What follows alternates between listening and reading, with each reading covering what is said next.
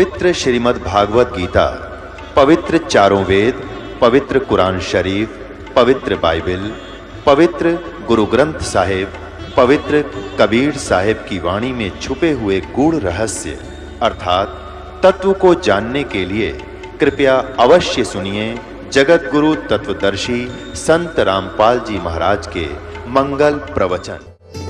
अपनी संतान के विषय में अपने माता पिता ही चिंतित होते हैं।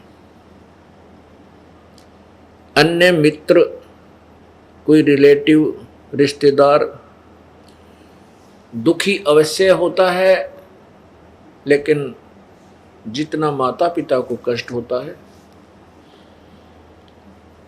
इतना अन्य को नहीं होता। ये यथार्थ बात है। तो हम कबीर परमेश्वर जी के बच्चे हैं और कबीर परमेश्वर ही हमारे सभी संकटों का निवारण कर सकते हैं। उन्हीं को हमारे ऊपर रहम आता है, दया आती है। वो परमेश्वर आकर के हमें ज्ञान देते हैं, समझाते हैं कि तुम काल के जाल में फंसे पड़े हो। यहां तुम्हें इस माया का नशा करा के अज्ञान रूप अंधेरे में भरमाया हुआ है। परमात्मा हमें याद दिलाते हैं कि तुम काल के जाल में फंसे पड़े हो।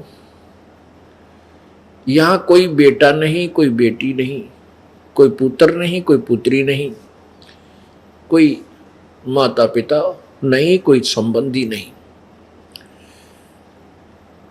कहने का तात्पर्य ये है कि हम जैसे अपने रिश्तेदारों को अपना मानते हैं, अपनी बेटी को अपना मानते हैं, पुत्र को अपना मानते हैं, संतान को अपना मानते हैं, ये अपनी नहीं है। आज मृत्यु हो जाती है तो न संतान साथ चलेगी, न संपत्ति साथ चलेगी, तो अपनी कहाँ हुई। यहां केवल स्वार्थ संबंधी एक दूसरे के साथ जुगाड़ जुड़ रहे हैं। एक दूसरे से हम केवल स्वार्थ से संबंधित हैं। अब परमात्मा ने कहा है कि मतलब के बिना कोई नहीं अपना। भाई, मतलब के बिना कोई नहीं प्यारा। उसके विषय में क्या बताते हैं? बहुत ही साधारण सा उदाहरण दिया इस वाणी में। भाई, जब तक बैल चले हड़िये में तब तक डाले चारा। जब तक बैल चले हड़िये में तब तक डाले चारा। बूढ़ा वृद्ध हुआ जब नाथ काट दी, वो दर दर ठोकर खारा। मतलब के बिना कोई नहीं प्यारा। हमने इसका खूब बिटर एक्सपीरियंस है, क्योंकि इस दास का जन्म किसान परिवार में हुआ। हम देखा करते थे बैल से सारा उसके 8-7 वर्ष का जीवन जो उस बैल का होता था उससे काम लेते। उसके बाद या तो किसी को दे देते, वो जैसे ये ले जाते काटने वाले,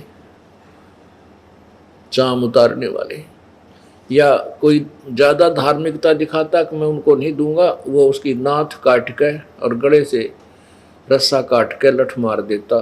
वो इधर उधर कमजोर इतना होता, चला नहीं जाता और इधर उधर धक्के खाता। पुण्यात्माओं, परमात्मा कहते हैं, भाई बूढ़ा होवे पड़े खाट में सुने बचन खारे।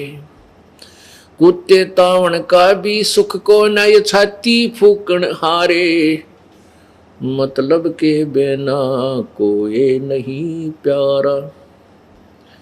पुण्यात्माओं, हमने इस काल के जाल को समझना है। अपने को दुख हो, अपने को ही दुख होता है। एक लड़की की शादी की, ब्याह करा, विवाह के 1 वर्ष बाद वो बेटी का पति दुर्घटनाग्रस्त होकर के मृत्यु को प्राप्त हो गया। बड़ा दुख हुआ परिवार को। 13 दिन के बाद उसके छोटे भाई के साथ उस लड़की का संबंध कर दिया। अब लड़की की माता पहले तो बहुत बुरी तरह रो रही थी, और जिस दिन उस छोटे भाई के साथ उसका संबंध जोड़ दिया, खुशी मना रही थी। कोई दुख नहीं था, लेकिन लड़के की मां फिर भी टक्कर मार मार कर रो रही थी। पुण्यात्माओं, इस काल ने हमें ऐसा बांध रखा है, इसने अपने स्वार्थवश हमें यहां पर पाल रखा है। 1 लाख मानव शरीरधारी प्राणियों का यो नित्य आहार करता है, और उसी के लिए हमें एक दूसरे के साथ झूठे मोह ममता में और ये झूठा सुख दे करके फंसा रखा है। तो कबीर परमेश्वर को, जो हमारे पिता हैं,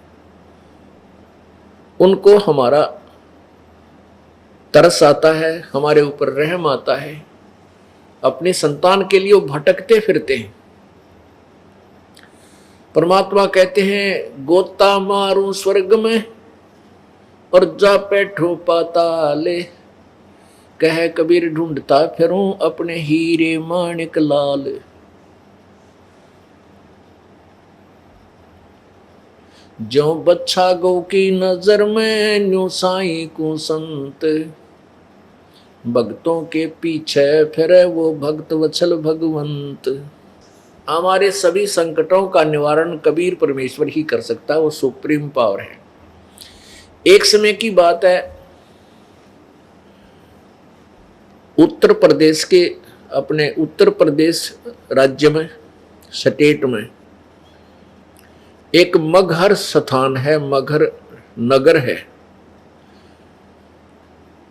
मगहर नगर जो है, जो गोरखपुर शहर है, गोरखपुर गीता प्रेस गोरखपुर के नाम से जो प्रसिद्ध है, उस गोरखपुर से 25 किलोमीटर की दूरी पर है। उस मगहर, वो उस समय मगहर रियासत थी। उस रियासत का नवाब बिजली खान पठान था। बिजली खान पठान था, और वहां पर मुसलमान और हिंदू उस नगर के अंदर लगभग बराबर की मात्रा में रहते थे। वहां पर एक दुर्भिक्ष गिरा, दुर्भिक्ष, अकाल पड़ गया। सभी ने अपने जंतर मंत्र कर लिए, हिंदुओं ने भी अपने यज्ञ आदि कर ली, धर्म भी कर लिया, लेकिन कोई बूंद नहीं गिरी, वर्षा नहीं हुई। त्राही त्राही मच गई, बहुत बुरा हाल हो गया। किसी व्यक्ति ने वहां के नागरिकों को बताया कि काशी के अंदर एक बहुत बड़े महान संत रहते हैं, बहुत ही सिद्धि युक्त है। यदि वो प्रसन्न हो जाएं और वो आकर के आपके ऊपर रहम करें तो वर्षा हो सकती है। उनका नाम कबीर है। कबीर नाम है उन महापुरुष का। यदि वो आ जाएं और उनसे आप जाकर प्रार्थना करो तो आपका संकट निवारण हो सकता है। इस बात का ज्ञान बिजली खां पठान नवाब को हुआ, क्योंकि उस समय तो सबकी घी बन जाती है। पुण्यात्मा, जब तक परमात्मा राजी है, समय पर वर्षा हो रही है और टाइम पर टूक मिल रही, हमारे को भोजन मिल रहा है, तब तक तो हम आंडी पाका हैं, दारू पीवे, घुट्टी लावा, कदे नो के नमक ठीक को ना सब्जी में ला के शराब की घूंट। अब जैसे शराबी शराब पीता है और शराब पी के आता है। अब उसकी पत्नी के पहले जाडा चढ़ ले, जब वो शाम न घर न आवे, पता लग जाता है कि वो आते कुकर्म करेगा, को बर्तन फोड़ेगा, कि मेरी देह ही तोड़ेगा। तो बेचारी अपनी तरफ से सारे काम सेट रखती है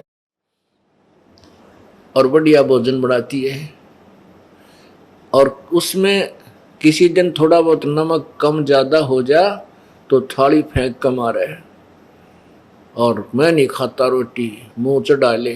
वह बेचारी उसका पीछे पीछे फिरे।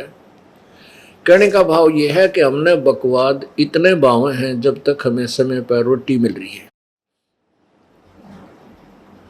और भगवान रूस गया और वर्षा होनी बंद होगी।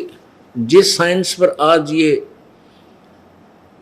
आध्यात्मिक ज्ञानहीन व्यक्ति गर्व करते हैं कि कहाँ है भगवान, आज साइंस ने ये खोज कर ली, आज साइंस ने ये खोज कर ली, साइंस ने क्या खोज कर ली, भगवान के दिए हुए पदार्थों पर इन्होंने अपनी तगड़मबाजी, वो भी परमात्मा की ही दया से बुद्धि इनको दी गई है। जो इस कलयुग में देना मालिक ने था वही बनवाया है।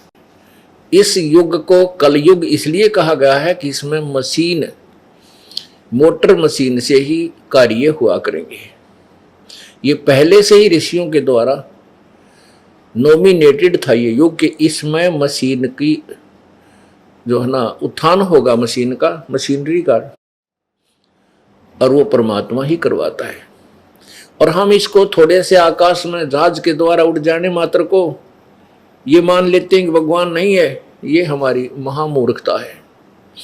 यदि 2 वर्ष या 3 वर्ष अब वर्षा ना हो, परमात्मा रुष्ट हो जावे, ये हवाई जहाज जिनके ऊपर बैठ कर ये अफलातून अंडी पाके और धरती तोलते हैं, कुछ नहीं समझ रहे, किसी को भगवान को नहीं मानते। ये हवाई जहाज और ये कंप्यूटर वहीं खड़े खड़े पड़े पड़े इनको जंग लगे, इनमें कोई बैठनिया नहीं पावे, क्योंकि रोटी मिले नहीं, हाहाकार मच जा, टक्कर मार मार के मरते। तो पुण्यात्मा भगवान से दूर होना हमारी सबसे बड़ी मूर्खता और अध्यात्म ज्ञानहीनता है। एक समय एक बहुत भयंकर अकाल गिर गया, और जिसके कारण मानव समाज भूख के कारण मृत्यु को प्राप्त होने लगा। कहते हैं सन 1720 में एक बहुत ही भयंकर अकाल गिरा,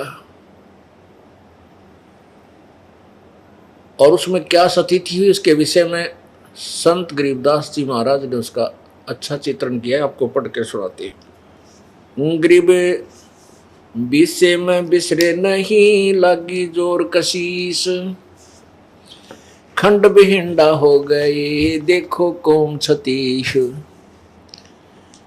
अब उस समय ये छुआछात बहुत ज़्यादा थी, जात पात का बहुत भिन्नता थी, और जब वो अकाल पड़ा, किसी ने किसी के घर में रोटी पागी बाज के खा ली, चाहे ब्राह्मण ने चमार के घर पर पागी वहीं बाज के रोटी खोज के खा ली।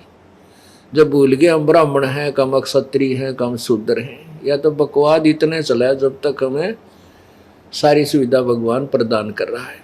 गरीब विषय में बिसरे नहीं, लागी जोर कशीस, खंड बिहिंडा हो गए, देखो कौम छतीश। शहजादे मांगत फेरे वो दिल्ली के उमराव, जिन रोटी पाई नहीं जो खाते नान पुलाव।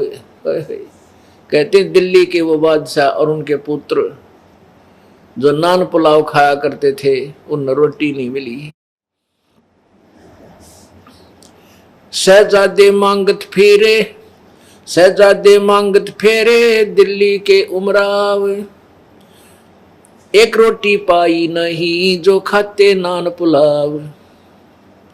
गंगा जमुना पार को चली दुनी सब डोल, रोटी साटे बिक गए बालक लड़के मोले। न्योंकि रोटियां के लिए अपने बेटे बालक भी बेच दिए लोगों ने।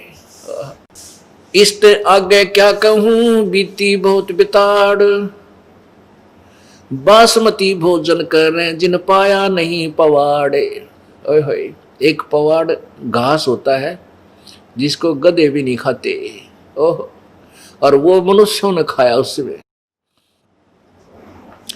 इसते आगे क्या कहूं बीती बहुत बिताड़, बासमती भोजन करें जिन पाया नहीं पवाड़। जो बासमती चावल खाया करते थे उनने वो पवाड़ घास भी ना खाने को मिला, सूख गया सब कुछ। खर पवाड़ नहीं खाते हैं मनुष्यों खाया तोड़े। खर माने गधा, कहते गधा भी पवाड़ घास को नहीं खाता और मनुष्य ने तोड़ तोड़ के खा लिया। खर पवाड़ नहीं खाते हैं मनुष्यों खाया तोड़े, सांगर टीट और बाखड़ी लीने वृक्ष झरोड़े। ओह, बाखड़ी एक कांटेदार एक बेल सी होती है फैली हुई जमीन पर खेतों में, और उसके इतने मोटे मोटे छोटे छोटे कांटे होते हैं। कहते वो बाखड़ी भी कूट कूट के खाई। और वृक्षों के पत्ते ने तोड़ तोड़ के जरोड़ना में ना ऐसे खींच के पत्ते पत्ते निकाल लेना, उसको जरोड़ना बोलते हैं, जरोड़ लिए। खर पवाड़ नहीं खाते हैं मनुष्यों खाया तोड़े, सांगर टीट और बाखड़ी लीने वृक्ष जरोड़े। सांगर ये जाटी जांडिया का लग गया करें, जांडिया का फल वो सिंगर बोले सांगर। और टीट ये टींड लग गया करें कैरों के, और बाखड़ी लीने वृक्ष जरोड़े। ओहो, खर पवाड़ नहीं खाते हैं मनुष्यों खाया तोड़े, सांगर टीट और बाखड़ी ही लीने वृक्ष जरोड़े। कड़ा कोंदरा खा गए जड़ा झोझरू झाड़, इसते आगे क्या कहूं रही न बोदी बाड़े। बोदी बाड़, बाड़ होती थी कांटेदार झाड़ियों की, अपने खेतों के चारों तरफ रक्षा करने के लिए बाड़ लगाते थे। कहते हैं वह भी कूट कूट कर इंसानों ने खा ली। कड़ा कोंदरा खा गए जड़ा झोझरू झाड़, इसते आगे क्या कहूं रही न बोदी बाड़। फजल किया यूं दुख सुन्या बरसे दीन दयाल, आए इंद्र गर्ज करे सुभर तालम ताल। सुभर सरवर ताल, सातों धातुर सात अन वर्षाही के माही, मेर मौज मौला करी बादल पछाए जाही। बरसे इंद्र घन गोरे करे उतरा हुक्म हजूर, खलक मुलक सब आवादाने ना कहीं होत कसूर। ये बीसे की बाता हैं लगा 21 ऐन, 60 महीना शुभ घड़ी ही सातों आठों चैन। कहते हैं ये तो 1720 में आपको बताई कि बहुत बुरा हाल हो गया था। फिर 1721 में 60 महीना शुभ घड़ी और 7वां 8वां का दिन था, रात 7 और 8 की रात 60 की। कहते हैं फिर परमेश्वर कबीर जी का आदेश आया और फिर इंद्र ने यहाँ वर्षा की। बरसे इंद्र घन घोरे करे उतरा हुक्म हजूर। हजूर माने पूरे परमात्मा का आदेश आया इसके पास। खलक मुल्क सब आवादान ना कहीं होत कसूर। ये बीसे की बात है लगा 21 ऐन, 60 महीना शुभ घड़ी सातों आठों चैन। 3, 4 और 5 मन हुआ अन उजाल, भिग्या गला सुदस्मणा यूं खावे कंगाल। लांडी बूची लाड करे संतों के प्रताप, सांगर टीट न पावे ते इब खावे मूंग और बात। कहते हैं फिर सुख का सांस आ गया। जब सांगर टीट भी ना मिल रहे थे, टीट खाए नहीं जा सकते, आप खा के देखियो, क्योंकि उनको तो नमक आदि डाल डूल के कुछ दिन पानी में भिगो कर उसका कड़वापन कम करके जब कि अचार रूप में थोड़ा सा खाया जाता है, और उस समय भूखे मरते न सूख के खा लिए कति। हे भगवान जान बचाए किसी तरह। परमात्मा कहते हैं शहजादे मांगत फिरे वो दिल्ली के उमराव, और जिन एक रोटी पाई नहीं जो खाते नान पुलाव, जो नान पुलाव खाया करते थे अपने घरा बनवा के नो माल पूड़े, उन्हें एक रोटी भी ना मिली, धक्के खाते आटे। तो पुण्यात्माओं, परमात्मा परम शक्ति है, उससे दूर होकर हम कष्ट ही कष्ट भोगते हैं। अब उसमें क्या दिक्कत आई, उस अकाल के दौरान सासू साली माए क्या बाप पूत बिछो, सकल कबीला तज गए ऐसा व्याप्या द्रोह। अब तो हम एक दूसरे के नात तीर बड़े आंडी पाके बैठे हैं। कहते उस समय सभी नाते रिश्ते भूल गए, माँ बाप भी कहीं, बाप कहीं भाग रहा रोटी के लिए, पिता बेटे किधर भाग गए, कोई टूक की तरह कुछ मिल जाए खान पीने को, माँ कहीं। पुण्यात्मा इसे गंदे लोक में हम रह रहे हैं।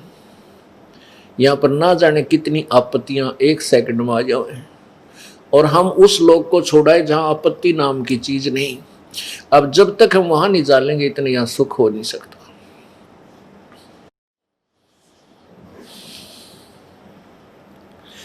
ऐसी बीती जगत में जाने नहीं जहान, कथर चूना लाए क इब चाबण लगे पान।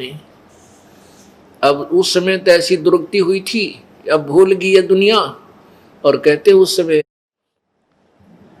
इब यो चूना और कत्था ला के पान खान लागे, बकवाद करें। बता पान के पेट भर कोरी बकवाद। अब उस समय वो कहाँ गई थी वो पान, जब टक्कर मारते फिरे थे एक आहार के लिए। तो पुण्यात्मा इसलिए हमने विकार नहीं करने चाहिए, परमात्मा से डर के यहाँ से पीछा छुटवाना चाहिए, ताकि ये आपत्तियों के घर में फिर ना आ जावा। ऐसी बीती जगत में जाने नहीं जिहान, अब कथोर चूना ला के चाबण लगे पान। पांडव भारत में बचे यूं रखे जनदास, काल कुचालों में रहे नहीं खाए खड़गाश।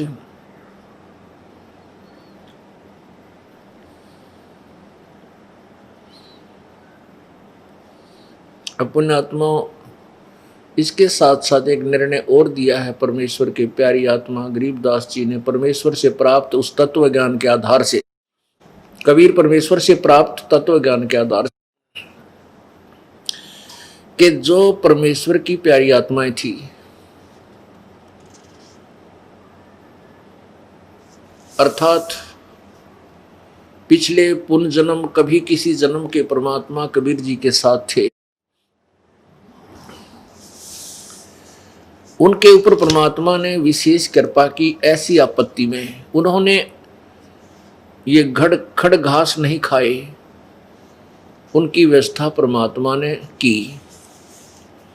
अब जैसे महाभारत कितना भयंकर युद्ध हुआ, उसमें पांडवों की रक्षा बनी और सब दुनिया मर गई।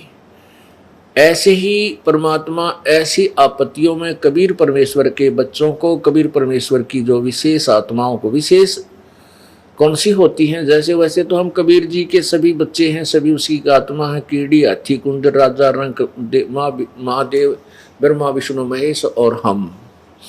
विशेष आत्मा वो हैं जो उनकी आज्ञा का पालन करके उनके अनुसार चल रहे हैं। जैसे एक पिता की 5-6 बेटे हैं और 2 पुत्र उसकी आज्ञा का पालन ना करके बकवाद करते हैं, कि तो चोरी करते हैं, कि तो लठ बजाते हैं, कोई झगड़ा करते हैं, तो वो विशेष आत्मा उसके बच्चे नहीं हैं। आत्मा में दुख तो होता है, लेकिन वो उसकी आज्ञा से बाहर जा करके हैं, तो उन पर विशेष ध्यान ना दे करके पिता उनकी तरफ विशेष ध्यान देता है जो उसकी मर्यादा में चल रहे हैं। और जो दूसरे हैं मर्यादाहीन रहते हैं उनसे तो पैसे भी छुपा कर रखा करे कभी रास्ते ये निकाल ना ले जाए। तो ऐसे ही जो परमेश्वर की प्यारी आत्माएं कभी किसी उसके चरणों में रही हैं, उस अक्षेत्र में परमात्मा ने अकाल नहीं गिरने दिया। तो यहाँ उसी के विषय बताते हैं, पंडो भारत में बसे, जैसे पांडव भारत में बचे, यो राखे जनदास, काल कुचालों में रहे, नहीं खाए खड़गाश। अपने आत्मा हम भूल जाते हैं परमात्मा को, थोड़ा सा सुख होते हैं, इसलिए परमेश्वर कहते हैं इस झूठे सुख को सुख है ये मान रहा मनमोद। अकाल गिरने से पहले धरती तोलने थे और फिर कैसी दुर्गति होगी, टक्कर मारते मेरे, ना कोई भाई साथ रहा, ना कोई रिश्तेदार साथ रहा, ना कोई संबंधी टोया पाया। इसलिए परमात्मा कहते हैं झूठे सुख को सुख है ये मान रहा मनमोद, ये सकल जबीना काल का, कुछ मुख में कुछ गोत है। जिसमें मगहर के अक्षेत्र में अकाल गिरा, तराई तराई मच गई, राजा के पांव के तले की जमीन भी खिसक गई, का बुरा हाल होगा। सभी जंतर मंतर, सभी देवी देवताओं को हिंदुओं ने मना लिया और सभी क्रियाएं कर ली मुसलमानों ने, लेकिन वर्षा नहीं हुई। जब बिजली खां पठान को पता चला कि बनारस में कबीर नामक महापुरुष परम संत रहते हैं, यदि वह मेहर कर दे तो वर्षा हो सकती है, तो वीर देव सिंह बघेल, काशी का नरेश, वो कबीर परमेश्वर की शक्ति से परिचित था, उनका शिष्य हो चुका था और साधु संत की मर्यादाओं से, परमात्मा की मर्यादाओं से परिचित हो चुका था। बिजली खां पठान मगहर नवाब ने 2 सैनिक भेजे, सिपाही घोड़े के ऊपर, और कहा, एक पत्र लिख दिया वीर देव सिंह बघेल के नाम कि मैंने सुना है कि आपके शहर में कोई कबीर नामक संत है और मेरे क्षेत्र में भयंकर अकाल गिर चुका है। आपसे प्रार्थना है कि उस कबीर संत को मेरे यहाँ भेज दें और इन सैनिकों के साथ वो घोड़े पर बैठकर आ जाए, यहाँ वर्षा करवानी है। हम इतने अज्ञानी हैं भक्ति मार्ग से, बताइए कोई बड़का का खेल था, संत ने बुलावा, कौन सी धरण ठवानी थी। अब वो सैनिक लेकर वो पत्थर चल पड़े, जाकर के वीर देव सिंह बघेल, वीर सिंह बघेला उस राजा को बिजली खां पठान का संदेश दे दिया। उसने पत्र पढ़ा, वीर देव सिंह ने पत्र पढ़ा और तुरंत पत्र लिख दिया और मौखिक भी उन सैनिकों से कहा, उस पत्र में भी लिख दिया और सैनिकों से भी बोल दिया कि भाई बिजली खां पठान से कहना कि ये कोई तरीका नहीं संत को बुलाने का और उससे रहम पाने का।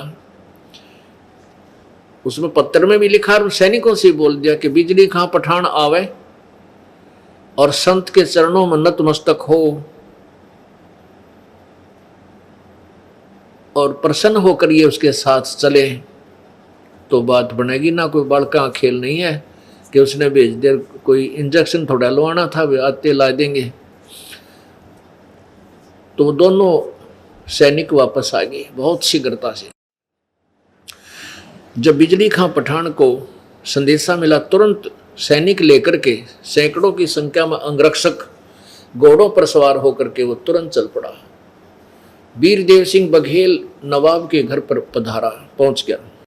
तो वीर सिंह बघेल ने कहा कि मेरे साथ चल परमात्मा के पास, और वहां जाकर उनके चरण छूले, पकड़े, प्रसन्न होंगे तो चलेंगे, नहीं संत के को ऐसे नहीं बोला करते कि यहाँ भेज दो। तो बिजली खां पठान और वीर सिंह बघेल दोनों राजा वहां पहुंचे, परमात्मा को प्रणाम किया, क्योंकि वीर सिंह बघेल कबीर परमेश्वर के शिष्य थे। परमेश्वर ने पूछा कैसे आना हुआ राजन? दास की कुटिया पर। वीर सिंह बघेल ने दंडोत प्रणाम करके उठकर कहा, प्रभु ये बिजली खां पठान मगहर के नवाब हैं, आपसे कुछ प्रार्थना करने आए हैं, मेरा ये मित्र है। परमात्मा ने कहा, बोल बच्चा, क्या आदेश है? बिजली खां पठान ने कहा, प्रभु एक अर्ज है मेरी, हमारे क्षेत्र में दुर्भिक्ष गिर गया है, बहुत भयंकर अकाल गिर गया है, त्राई त्राई मची है प्रभु, आपकी रजा हो जावे तो एक वहाँ वर्षा हो। पुण्यात्मा, उन ब्राह्मणों ने, उन हिंदुओं ने जो वहाँ मगहर में निवास करते थे, सब पत्रे पुत्रे देख लिए थे और भविष्य वक्ताओं से, भविष्य के जानने वाले, भविष्यवाणी करने वालों से भी संपर्क कर लिया था। अब ये जो कुछ संत इस टाइप के होते हैं, उनकी समाधि ऊपर धर्मराज के दरबार में पहुंच जाती है, उनकी आत्मा, शरीर यहीं रह जाता है, वो समाधिस्थ होकर के, और वहां जाकर के वो उस अक्षेत्र का अकाउंट देख लेते हैं कि इस क्षेत्र में वर्षा इस समय में होगी या नहीं, ऐसा कोई प्रारब्ध है या नहीं। ये पूर्व निर्धारित है, जहाँ पर फलडाणी है या कहीं पर ऐसा यानी सूखा गिरना है, जो कुछ भी। तो उन्होंने बता दिया था कि यहाँ इस अक्षेत्र के लोगों का पुण्य नहीं है, जिसके कारण यहाँ वर्षा नहीं हो सकती कई वर्ष तक। अब परमात्मा कबीर जी ने स्वीकृति दे दी, चलो भाई मैं चलता हूं। परमात्मा को एक घोड़े पर बैठाया और वहां से चल पड़े।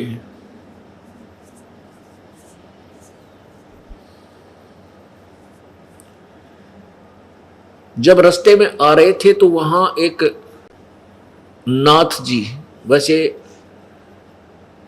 अन्य लोग नहीं जानते थे, परमेश्वर कबीर जी ने पहचाना उसको कि वो गोरखनाथ जी थे। गोरखनाथ जी, क्योंकि वहाँ गोरखपुर का स्थान है जहाँ पर विशेष साधना गोरखनाथ जी ने की थी, इसलिए गोरखपुर नाम से वो शहर प्रसिद्ध हुआ। उसमें गोरख टीला भी है। अब पुण्यात्माओं, हम ये सोचते हैं कि ये संत जैसे गोरखनाथ जैसे पार हो गए, और इनकी इतनी सिद्धियां थी कि एक बार गोरखनाथ जी ने अपने गुरु मच्छंदर नाथ के भ्रम को निवारण करने के लिए एक पहाड़, जो पहाड़ था मिट्टी का, पत्थर का, उस पूरी पहाड़ी को सोने का बना दिया था अपनी सिद्धि शक्ति से। और गोरखनाथ जी ने अपने गुरुजी मच्छंदर नाथ जी के शरीर को, जो एक राजा की रानी ने उस मच्छंदर नाथ का शरीर कटवा के नष्ट करवा दिया था, जला दिया था।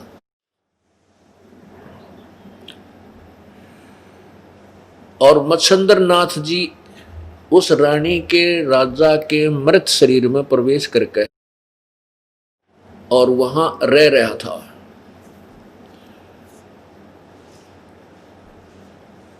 तो गोरखनाथ ने मच्छंदर नाथ जी की आत्मा को राजा के शरीर से निकाला, और जो राख पड़ी थी, अस्थि पड़ी थी मच्छंदर नाथ की, जड़े हुए शरीर की, सभा की हुई, उन अस्थियों से अपनी सिद्धि शक्ति से मच्छंदर नाथ का शरीर बना दिया और उसमें प्रवेश कर दिया।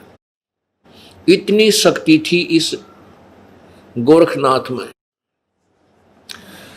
लेकिन न तो इसका मोक्ष था, ऐसे ब्राह्मण माटी नो की नो रही, उसका प्रमाण दिया जा रहा है। अब क्या होता है कि जिस गोरखनाथ जी का शरीर छूट गया, मर गया, अब ये सूक्ष्म शरीर में, प्रेत वाले शरीर में पितर रूप में घूमते रहते हैं। जैसे हम गोपीचंद और भर्तरी को मुक्त मानते हैं, वो मुक्त नहीं है, ऐसे ही पितर रूप में भटक रहे हैं।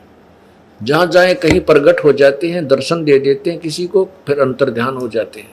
तो ये मोक्ष प्राप्त प्राणी के लक्षण नहीं है। मोक्ष प्राप्त प्राणी बहुड़ कर इस संसार में नहीं आता।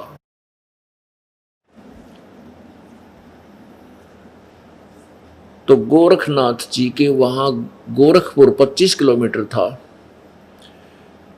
अब वो उसने सोचा कि यहां दुर्भिक्ष गिर गया और ये किसी संत को बुलाने गए हैं, और वो संत आकर के यदि यहां कोई करिश्मा दिखा देगा तो मेरी महिमा खत्म हो जाएगी। इस दृष्टिकोण से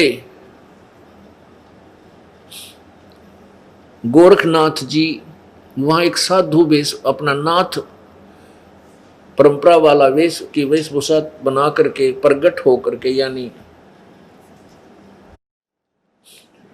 एक सिद्धि ऐसी होती है कुछ समय के लिए वो चोला धारण कर सकता है। तो वहां शरीर धारण करके एक छोटी सी तलैया, जैसे खेतों में लेट होती है, लेट बोले हमारे रोहतक जिले में, छोटी सी जोड़ी, छोटी सी तलैया खेतों में होती है। तो वो तलैया सूखी पड़ी थी।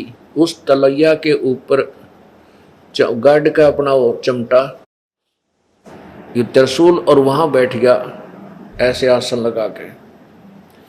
जब परमात्मा आ रहे थे और मगहर में प्रवेश करने को जा रहे थे, मगहर नगर से 1.5 किलोमीटर दूर ये दास देख कर आया ये घटना। वहां पर आज भी अवशेष बचाया, शेष बाकी हैं, अवशेष बचे हुए हैं, और वहाँ के लोग वहाँ के व्यक्ति ये प्रमाण देते हैं कि सचमुच ऐसा हुआ था। जब परमेश्वर कबीर जी ने देखा कि नाथ जी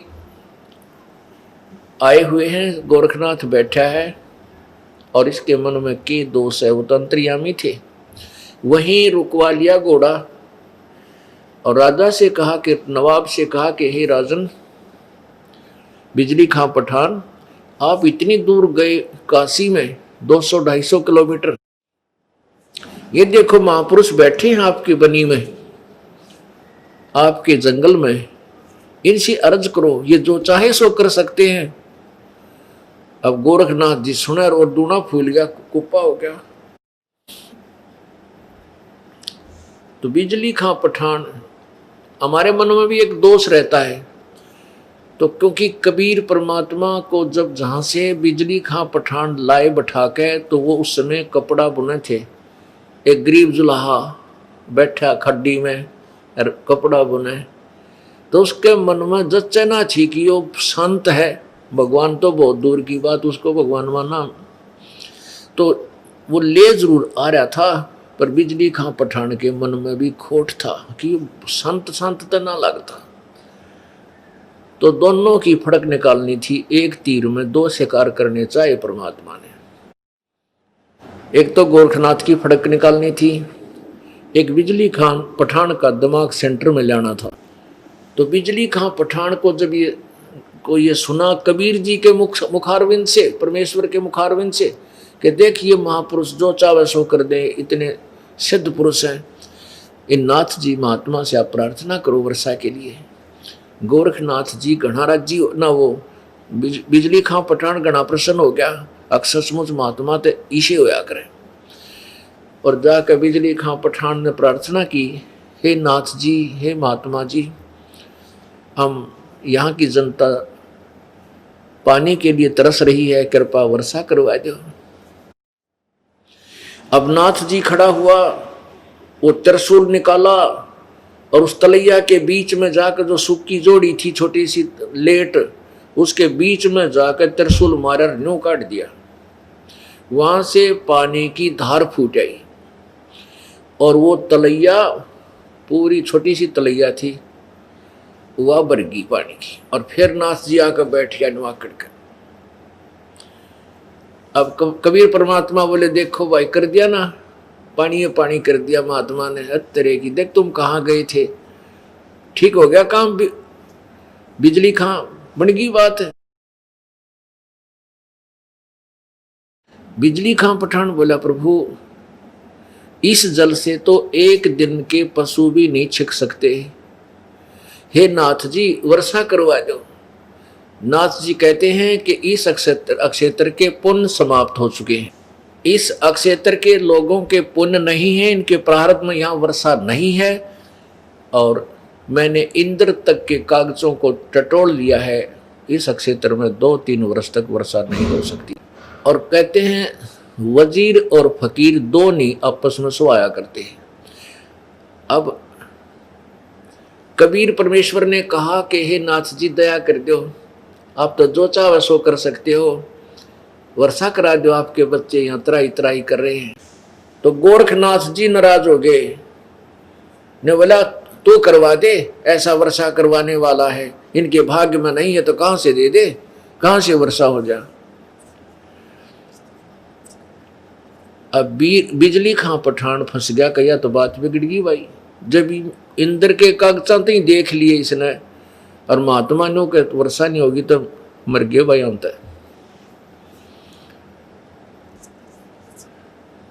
तब बिजली खां पठान को चिंतित देखकर परमेश्वर ने कहा कि आप जाओ सभी यहां से अपने नगर को जाओ, और परमात्मा जहां वो गोरखनाथ जी बैठे थे उससे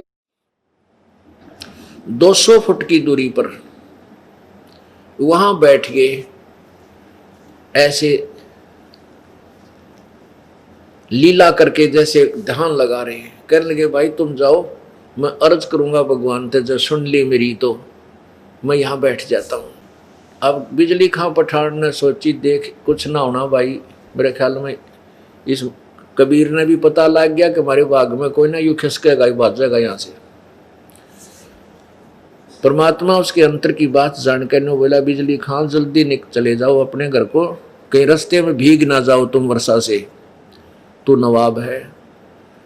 अब उन्हें सोची भाई चली, कह दिया संत ने, चला अपने घर में। अब वो आधा किलोमीटर गांव से जब रह लिए, इतने जबरदस्त बादल आए नो उमड़ के, और सारी रात वर्षा हुई नो कम से कम 8 घंटे, और भर दिए सब ताल, सब पानी पानी कर दिया परमेश्वर कबीर जी ने। बोलो सतगुरुदेव की, बंदी छोड़ कबीर परमेश्वर जी की जय।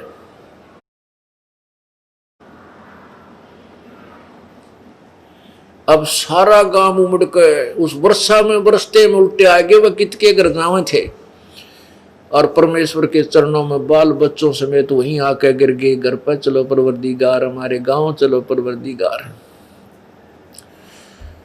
परमात्मा बोले ये तुम्हारे भाग्य में नहीं था, ये इस दास की अर्ज सुनी है मेरे पूर्ण परमात्मा ने, यानी खुद ही डबल रोल कर रहे थे।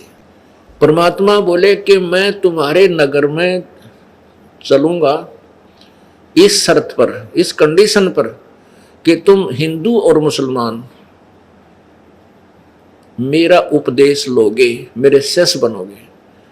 परमात्मा ने कहा ये तो एक आपत्ति थी, ऐसी ऐसी ना जाने कितनी आपत्ति तुम्हारे अंदर आएंगी, उनको भी दूर करूंगा। अब इतनी समर्थता देख के पूरे नतमस्तक हो गए, प्रभु जैसे आप कहोगे वैसे ही कर लेंगे। तब परमात्मा कबीर जी ने उनके नगर में प्रवेश किया, हिंदू और मुसलमानों को दोनों को संदेश दिया। हिंदू और मुसलमान दोनों ने परमात्मा की शरण ग्रहण की, बिजली खां पठान भी उनका शिष्य बन गया।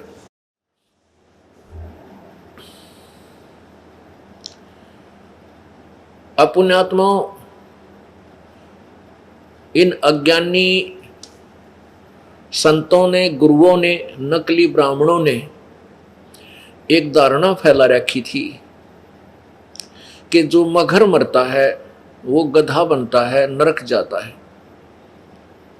क्योंकि इस धरती को भगवान शंकर ने साप दे रखा है, और वहाँ एक नदी बह रही थी, आमी नदी, उसको भी शंकर भगवान ने श्राप दे रखा था, उसको सुखा दिया था, उसमें पानी कभी नहीं आएगा, ये श्राप था। ये श्राप जो होते हैं ये 3 ताप में आते हैं, और इन 3 तापों का निवारण भी कबीर परमेश्वर ही कर सकता है, ना ब्रह्मा कर सकता, ना विष्णु कर सकता, ना शिव जी कर सकता। जैसे विष्णु जी को श्राप दिया था नारद ने कि तूने मेरे साथ धोखा किया है तो तू भी अपनी पत्नी के वियोग में पृथ्वी पर धक्के खाओगा, अपनी पत्नी के वियोग में तू भटकता फिरेगा, और मेरे जैसे मुंह आड़े तेरी मदद करेंगे बंदर। तो नारद के श्राप को, उस 3 ताप को विष्णु नहीं काट सका, उसको भोगना पड़ा। रामचंद्र रूप में जन्म हुआ, राजा दशरथ के घर जन्म हुआ, सीता जी का अपहरण हुआ, और पूरा जीवन दुख ही दुख में। फिर रावण को मार के सीता को वापस लाए, आते सीता ने घर से निकाल दी, अंतिम सांस तक अपनी पत्नी के वियोग में मर गया, रामचंद्र जी का अंत हुआ। तो विष्णु जी भी अपने 3 ताप को नहीं काट सके तो औरों के काटेंगे। तो परमात्मा कहते हैं, गरीबदास जी ने कहा कि तुम कौन राम का जप तेजापम, और ताते कटे ना तुम्हारे 3 तापम। अब 3 ताप, जैसे किसी का पितर रुष गया, किसी का भूत आकड़ गया, किसी का कुछ और आपत्ति आ रही है, ये 3 ताप के अंतर कोई देवता रुष रहा है, इन 3 तापों की आपत्ति को भी कबीर परमेश्वर ही दूर कर सकता है, और कोई नहीं कर सकता।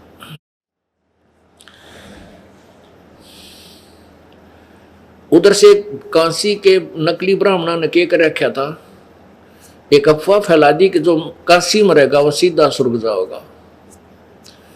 अब हिंदू बोले वाले श्रद्धालु हिंदुओं ने क्या सोचा कि भाई माता पिता की मृत्यु तो होनी है, क्यों ना इनको बनारस में कोई स्थान किराए पर लेकर अंतिम समय में वहां रखते। विशेषकर जो अधिक पैसे वाले थे उनमें ये प्रेरणा हुई।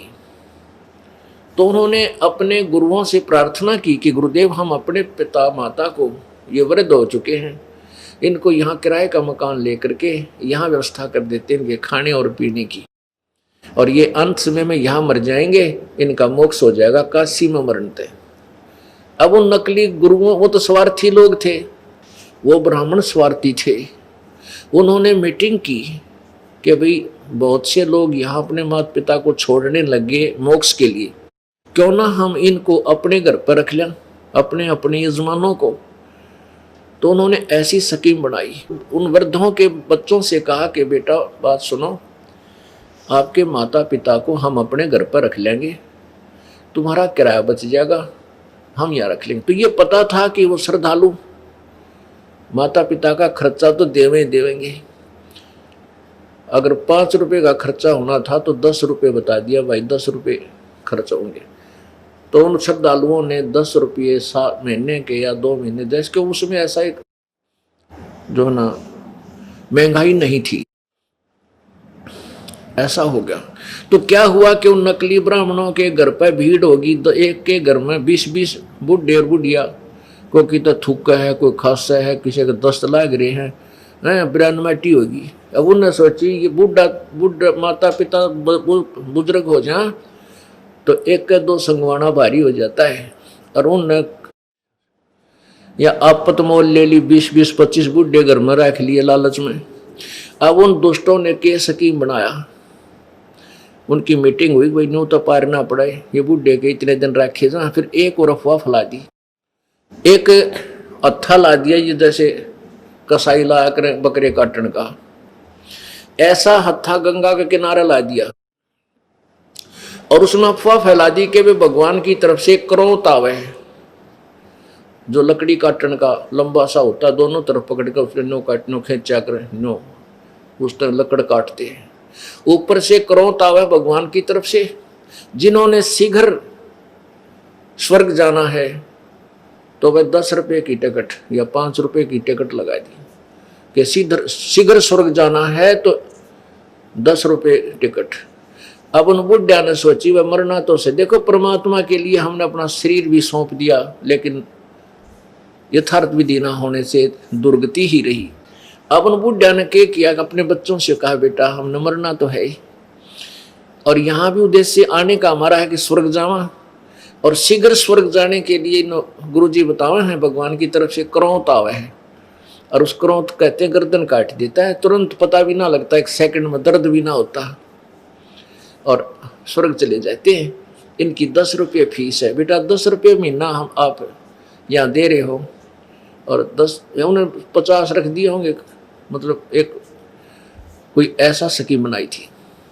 तो उन माता पिता के कहने से, वैसे तो बच्चे नहीं अलाउड करते अपने माँ बाप को मरवाना, लेकिन माता पिता की प्रार्थना पर स्वर्ग जाने की इच्छा से तो उन्होंने वो फीस देनी शुरू कर दी अपने माँ बाप कटवाने के लिए, उन गुरु नकली झूठे इन कपटी गुरुओं की बात में विश्वास करके। तो वो क्रोध ला दिया, वहाँ वो भी कटवाना स्वीकार कर लिया, हमने ऐसा जुल्म किया इन लोगों ने। तो परमात्मा कहा करते थे कि भाई सत भक्ति शास्त्र अनुकूल साधक पूरे संत से भक्ति भजन मंत्र लेकर के, चाहे वो मगर मरे और चाहे काशी मरे, वो अपने जिस इष्ट की पूजा करता है उसके लोक को जाएगा। ये झूठ बोले हैं नकली ब्राह्मण, ये झूठे कपटी स्वार्थी, इन्होंने जो कसाईवाड़ा कर रखा भाई, इनकी बातों को मत मानो। लेकिन हम इतने बोले थे शुरू से ही, हम इन झूठे गुरुओं की बात को सच्ची मानते थे और परमात्मा की बात को नकार दिया। उस भ्रम को निवारण करने के लिए परमात्मा ने कहा कि मैं मगर में शरीर छोड़ूंगा, और पंडितों आ जाइयो देख लियो अपने पत्रे लेकर, मैं कहाँ जाऊंगा, नरक जाऊंगा या गधा बनूंगा या नरक स्वर्ग से भी आगे जाऊंगा, मैं सतलोक जाऊंगा, वहां से मगर में मर के। वो दिन निश्चित कर दिया, वहां से पैदल चाल पड़े परमात्मा, 3 दिन में पहुंचे, और साथ में काशी का नरेश वीरदेव सिंह बघेल अपनी सेना लेकर साथ चल पड़ा कि अपने गुरुदेव का शरीर में यहाँ लाऊंगा काशी में, और हिंदू रीति से अंतिम संस्कार करूंगा। यदि बिजली खां पठान राजी खुशी नहीं देगा तो उसके साथ युद्ध करके जबरदस्ती छीन के लाऊंगा। सेना ले चला। उधर दूसरी तरफ बिजली खां पठान को पता चला कि गुरुदेव यहाँ आ रहे हैं, हमारे पीर, और शरीर छोड़ेंगे।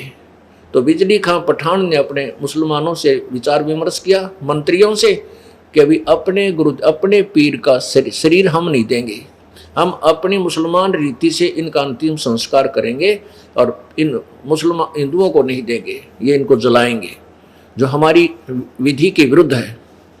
उनने भी ठान ली कि यदि कोई वीर सिंह बघेला आएगा यहाँ से हिंदू लेना चाहेंगे शरीर को, हम नहीं देंगे, चाहे हमने युद्ध करना पड़े। तो दोनों तरफ से सेना तैयार होगी।